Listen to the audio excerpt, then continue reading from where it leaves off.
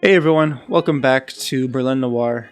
And today we are going to be building probably one of the most famous and iconic avenues in Berlin, and that would be Kurfürstendamm. It's locally known as Kudamm, and something that I've been wanting to build for a while. Once several of you brought it to my attention in the past, something that really is going to bring out this area to life, and just something that's going to look really good in the city. But first, before we get to building that, here we have on screen, I am building something that's been requested by one of you several times, and you seem very passionate about it, something that you really wanted to see in the city. And that is the Westin's department store, the Kaufhaus des Westens, I guess locally known as Kadeva, if I'm saying that correctly. But it's just this really nice, upscale, fancy department store located by, in real life, it's by the Wittenbergplatz, but due to constraints on just this area where I kind of scaled things down and it's just not a lot of space, I didn't build that particular plaza. So here I'm placing it actually next to the Nollendorfplatz, or nearby it. But it's in a similar geographical area, I suppose. But yeah, so it's just really large. It's an 8-story building. Each floor is more or less dedicated to its own merchandise, whether it be from men's or women's and other things as well, different type of clothing. And then also on the top couple floors, I believe, are entirely just food, which sounds quite awesome if I do say so myself. But yeah, so here I'm just placing the sign there for Kadeva. I wish I could have had the A and the 2 E's be lowercase, but that particular pack there only has uppercase letters, so it is what it is there. It doesn't look too bad, but I wanted to label it so people could recognize it and know what it is. And it's something I wasn't entirely sure that I was going to be able to build, because I'm not. It has, I guess, what would be kind of like classified as a Baroque style architecture slightly. Like, at least by the roof. It has that kind of red slanted roof, which I always associate with Baroque architecture, even though it was built in the early 1900s. So that particular building there, it's 135 degrees, the one that I used. I know we moved on already. But I couldn't really find anything that looked quite like the actual department store, and that's the best that I could find. And I think it turned out all right. I lowered the 2 buildings on the side. I had to lower because I tried my best with procedural objects to keep them at the same the same level as the 2 main buildings in the front, and then just use procedural objects to kind of contort it so you don't have pieces sticking out of the roof and looking like crap. But I couldn't find a way to really do that. I was driving myself insane. So I simply just optioned to lower those 2 buildings on the side into the ground so they weren't sticking out of the roof or the anything on the 2 main buildings in the front. Because that's what really matters, in screenshots and cinematics. You're going to mostly be seeing the front of the building. And so I wanted that to look nice. And then for the center part of the building, or I guess what would be the entrance, in real life there's this kind of glass arch at the very top, and I couldn't really find anything quite like that. So instead I just used a building that you'll see later in the cinematics, if not later in this part of the episode. But just yeah, right there, kind of to distinguish an entrance, though it's lacking. But I like they had glass faces and everything, so it looked nice, looked fancy and all. So I think it turned out all right. So hopefully the one of you that requested me to build this, I hope you are pleased, and I hope this lived up to your expectations. I certainly tried my best. I looked on the workshop for a few assets, or I'm trying my best to find the right one, but it turned out the assets I used I actually were already subscribed to, and not if you don't know what it is exactly, I think it looks fine. But if you have a picture in your head, then maybe it's not exactly what you were looking for. But either way, it looks pretty cool, I think. And it's tying together this area with Nollendorfplatz, and which leads to what we're going to be building later in this episode, which is Kudamm. So this area is really coming together nicely, I have to say. It's definitely a really nice, more upscale, part of Berlin back then, and I'm pretty sure today. I mean, I know Kudam is still filled with, luxury stores, clothing stores, and just really, really nice restaurants and stuff like that. So, yeah, I know today it's still pretty nice, but looking at pictures back in the early 1900s and seeing what it was like back then compared to today, it was still just so much more, so much more grand back then than it is today. Which, obviously, there was one single event which kind of screwed things up, but I guess definitely post-war planners did their best to create this area as it was before World War II. But also, what turned out to be perfect timing is the asset creator Jens, or I guess Jens. I believe you are German, so I guess it is Jens. Just sounds weird as a English speaker to say a Y sound for a J, but I'll say Jens. I'm assuming that's right. But yes, Jens released a beautiful asset of the Kaiser Wilhelm Church, and that is right here. I mean, in the last episode, I actually placed a church here. It was some, random church. I think it was actually French, if I'm not mistaken, or at least it looked French. But, I said, too bad there's no Kaiser Wilhelm Church on the workshop. And then, turns out, less than a week later, Jens releases that beautiful asset there, which is going to make this area look just 100 times better, really. Because, I mean, yeah, I could have placed just any generic church there, and it would have looked like it was, in fact, the Kurfürstendamm and the church there and everything. But, this just makes it look just so much better. But, so now we are beginning the actual avenue. I'm placing the buildings, of course, along the road, but then moving them back about a square.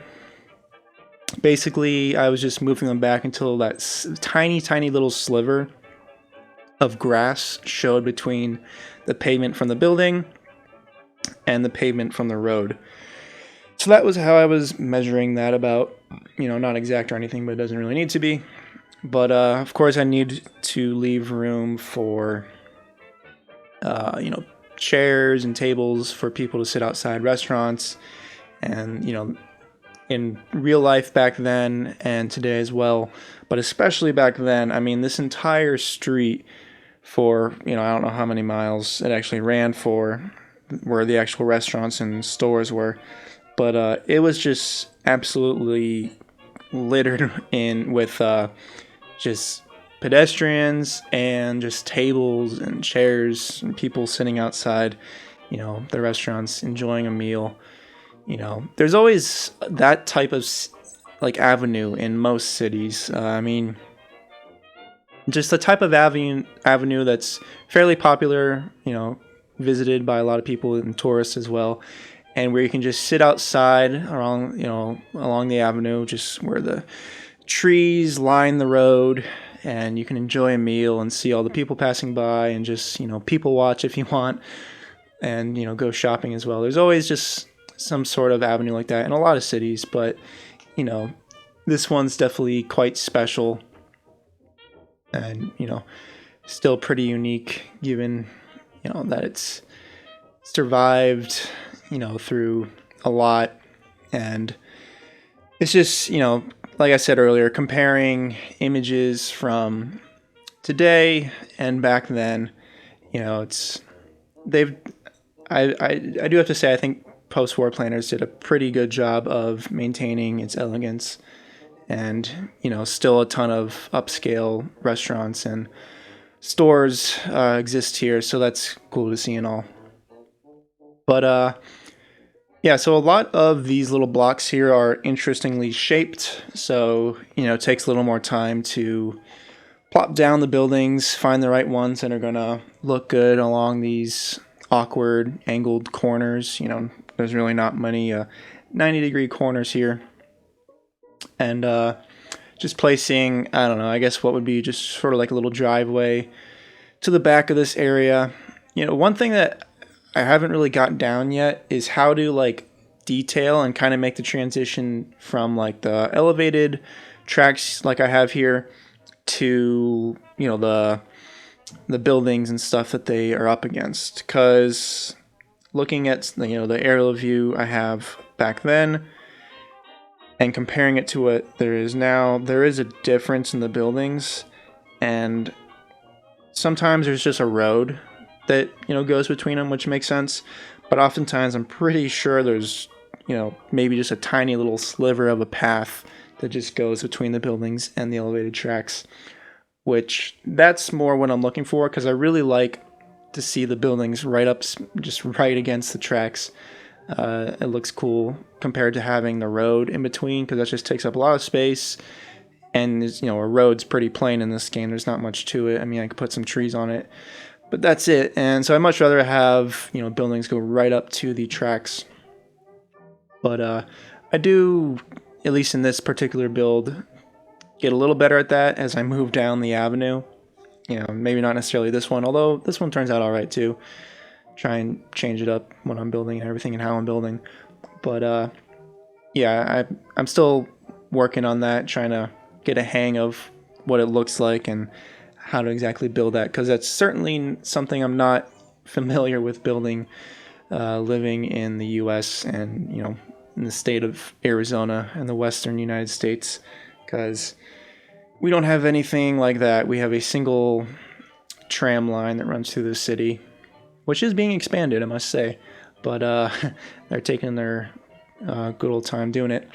But yeah, so for this track here, this is the main S-Bahn line that runs through the city, and I did place off camera a couple stations. So I placed the station, which in real life is the station for the zoo, the S-Bahn station, though for the city that I'm building here, I don't actually have the zoo there. If you remember the episode where I built the Berlin Zoo, I placed it in a slightly different location than where it is in real life. And because of that, there's obviously no zoo where it is in real life. So the station that I placed, which would be next to the zoo, if this were in fact real life, there's nothing there. So I'm probably planning on just building a park, just so it kind of looks like there's, a similarity, because obviously a park is a lot of green, a lot of trees. It'll look somewhat like, there's, like the real life zoo and everything. But, yeah, I did that off camera. I didn't detail it at all. I just placed the station for that. I also placed the S-Bahn station, which is a little further down the line, which Savigniplatz. I butchered that name. But, yeah, tell me how to say that word, please. But, yeah, I placed that one as well. Also undetailed. I don't know if I'll get to that in the next episode. We'll see. I'm also considering, I mentioned a couple episodes, the mini-series I'm planning on, which I think that's going to be coming soon. I'm getting pretty much close to actually start, to build. I've gathered most of the assets. I just need to build some stuff and work out an intro and, figure out where the series is going to go exactly and see how long it's actually going to take. Because I really want to try and wrap it up in no more than 3 episodes. I would love to try and do it in 2 and then have a third episode just be a cinematic video. But, my estimate for my last miniseries when I built Mont Saint Michel, I'm pretty sure I said 2 or 3 episodes as well. And that turned out to be 4 plus a cinematic. So 5 total videos. Took a little longer than I expected. But that was also a lot of detailing and something, on just a tiny little island, so that wasn't something easy to build. So I definitely did not estimate the amount of time that would take to build that very accurately. But hopefully this one, I'm pretty sure, is not going to take nearly as long. Of course, I could totally be wrong, but it's just built on a flat land, and yeah, it's like I said in the previous, I think, a couple episodes, I don't want to give away yet what exactly it is. I told you guys it's taking place in the 1980s, but that's going to be it. So unless, someone recommends in this video something, really cool or something nearby to build, I very well might work on the miniseries to release either next week or the following week. I may have to, take a week off for the posting of videos, because oftentimes when I start a new series, so like when I started Berlin Noir the very first time and when I started Mont Saint Michel, both times I had to take a week to make sure everything was together, make sure I had an intro and some videos planned out. But yeah, so go ahead, still recommend what you want to see built next to the city. I guess preferably around, here, so Schöneberg and the Kudamm, and even if it's not, I still have to build. I need to revisit, for instance, Alexanderplatz and that area just around there as well. There's a lot that I need to fill in because I haven't touched that since I built Alexanderplatz, and the episode prior to that where I built the City Hall and a couple churches over there. So I haven't touched that area since, so I don't know if you remember that episode or not, but I didn't build a whole lot really, so there's a ton of empty space for sure, which the reason I haven't touched it is because I'm not entirely sure if it's really episode worthy, what I would be building. It's more or less just, standard, just Berlin blocks, I suppose. There's not really any unique buildings or anything. It'd be another filler episode, which I know some of you said you really like filler episodes. Some of you say you find them relaxing, which I understand that, depending on the filler episode that I see, I definitely find some of them enjoyable as well. But I don't want to do too many of them because I definitely prefer videos with, content where I'm building something unique, like something like this, where, this was requested by several of you, and definitely a very cool, iconic area in the city. But yeah, so anyways, kind of a long rant there, but let me know what you want to see next, and expect possibly a mini-series in the next couple weeks or so. And yeah, I'm excited to get it started, and it's pretty cool. There was two ideas I was balancing, but I went ahead and went with the one that's set in the 1980s. But anyways, I guess moving on from that, so we're just continuing building these blocks along the avenue here. There's not really too much going on, I suppose. I mean, again, like I said earlier, all these blocks are for the most part oddly shaped. There's really no just, 90-degree corners. I think there was one that I built, but for a European city, Berlin definitely can be gritty at times. It follows a grid more than a lot of other European cities. Or not to say that European cities don't follow a grid, because there's still a number of other European cities that do to some extent follow a grid. But Berlin is definitely one of the cities in Europe that has a lot of just, gridded layouts, which is interesting to see, because when I think of European cities, I just think of crazy road layouts that, make no sense pretty much. But yeah, so I do like the fact that as we're expanding outside the city and getting to areas where, there's really no grid, that, the roads can get a little more wacky. They're allowing for more, creativity, and as realistic as, like, say, even if you're building a American city with a grid layout, it never looks fully realistic in the game, because obviously grids are never actually truly 100% grids. Oftentimes they even, have slight angles to them and cut off at different points, but whatever it may be. But, especially when it comes to a European city, if you have some crazy road layouts that kind of just meander every which way, it definitely looks much better, much more realistic. So it's nice to be getting to areas where you can actually, build that type of layout, because it actually matches the real life, roads. But now we are finally getting into the detailing part of the build, at least for this avenue here. I as you can see there, I made that avenue so there was no, or I extended the median, I suppose I should say, for that area there. Just because there was like that tiny little park, which I actually think there's a U-Bahn station there in real life. At least today, I'm not sure if it was back then. I imagine it would be. That's not something really you change in a city. But yeah, that little tiny area off to the right there, that little park. I guess not really a park, a little plaza, I suppose. But anyways, yeah. I extended the median just because it looked better than having another intersection there. And I also, because since I put that intersection there and I extended the median, I didn't have that pavement texture that comes with that tram road there. So my options were to either just put down like the standard pavement texture that I have, which is just that, you know, tiny, that right there, that brick texture, which I could have done, or I went option to go with just grass, which I'm not sure if that's entirely realistic. I'm pretty sure I saw some pictures in the 40s, I believe, in which part of this avenue had grass in the center where the trams were. But then looking at pictures in the 20s and earlier, I didn't see any grass. So I'm not exactly sure when that came along. But I don't know, tell me what you think.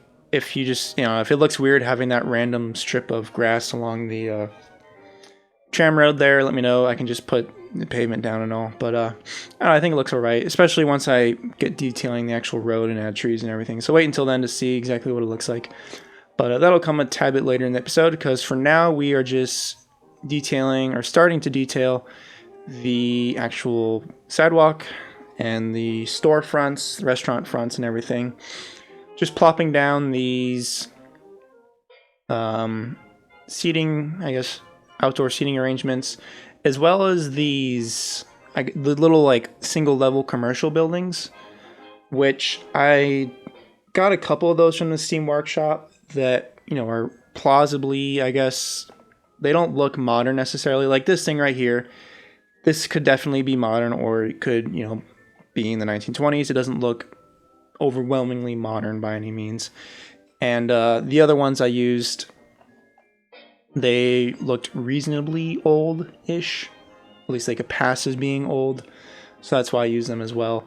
Because there's a lot of those in the workshop for a lot of modern stores, which, of course, it would look weird having a Victoria's Secrets in 1929.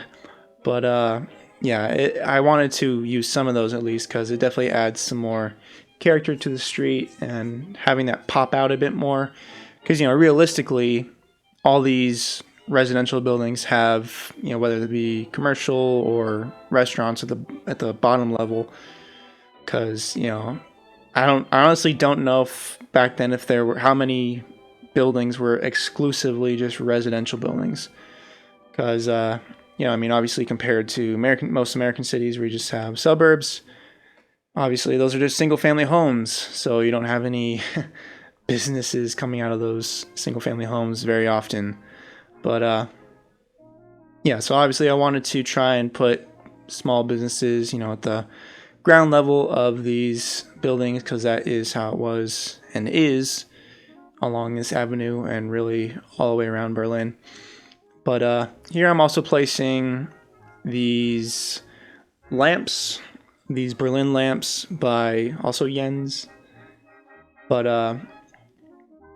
yeah, I haven't, so like which mod, the Hide It mod, I'm using that to get rid of all the street lamps, because I don't know, when I was originally doing it, I just thought it was best to get rid of the street lamps, and maybe by hand I could go through and plop down some old-fashioned looking lamps. But there weren't a lot. Like there was a couple small French lampposts, but there weren't any like street or avenue lampposts such as these that I placed here, because these clearly belong on a, you know, a big avenue, because they're tall and they're large.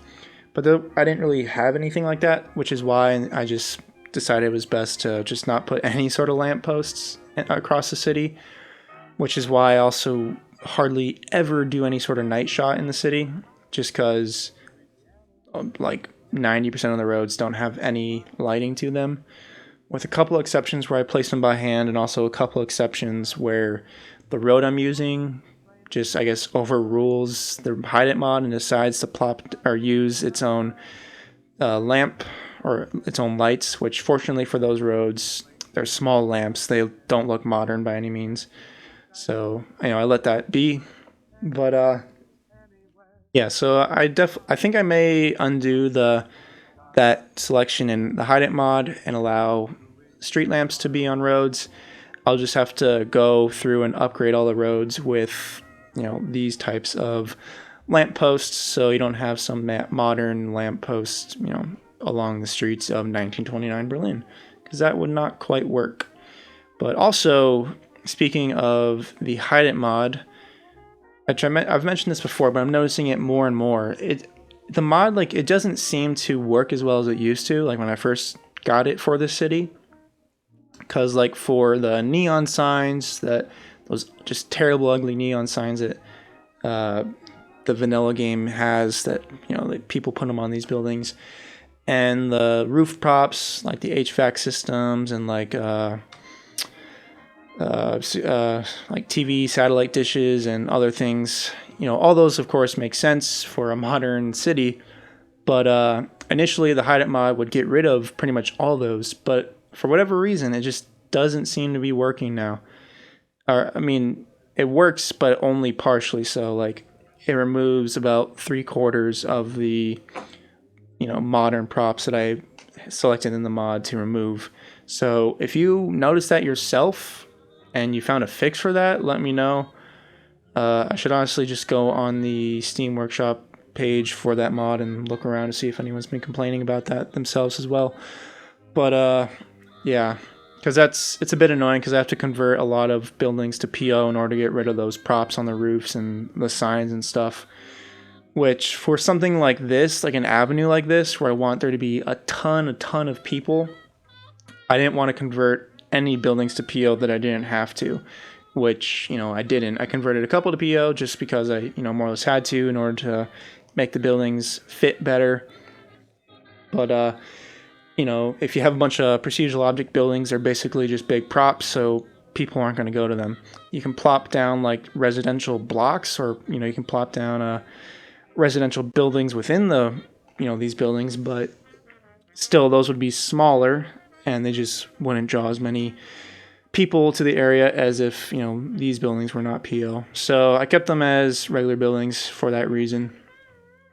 But so we are getting close to the end of the episode, and yeah, this was a pretty fun one to build. It's a pretty, like I said, it's a iconic avenue and one of the most famous in Berlin. Something I'd like to visit one day when I go to Berlin. This will definitely be on the top of my list, but amongst many other things, I must say. But yeah, so let me know what you thought, and also let me know what you think should be built next in the city, any of your ideas. And yeah, I guess I will see you all possibly next week or possibly the week after with a new miniseries. We shall see, because that's still a mystery to me as well. But anyways, yeah, I hope you enjoyed, and I will see you all soon.